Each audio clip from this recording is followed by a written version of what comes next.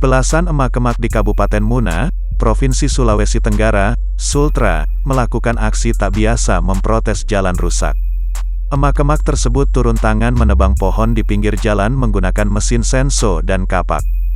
Batang pohon tersebut sengaja ditumbangkan ke tengah jalan untuk memblokade akses antar kabupaten. Blokade jalan ini dilakukan di Desa Wakumoro, Kecamatan Parigi, Kabupaten Muna, Provinsi Sultra, pada Kamis, tanggal 18 November tahun 2021. Blokade jalan ini dilakukan sebagai bentuk kekesalan masyarakat kepada pemerintah yang tak kunjung memperbaiki jalan tersebut. Diketahui, jalan sepanjang 3 km di 3 desa tersebut rusak parah sejak puluhan tahun. Aksi pun dilakukan mulai 2017. Jalur ini merupakan jalan provinsi akses utama menuju Kabupaten Muna Barat, Buton Tengah, dan Kota Bau-Bau. Jalan ini juga kerap dilalui warga untuk mengakses rumah sakit kabupaten, pasar, pelabuhan, perkantoran, dan sejumlah sekolah di pusat kota Muna.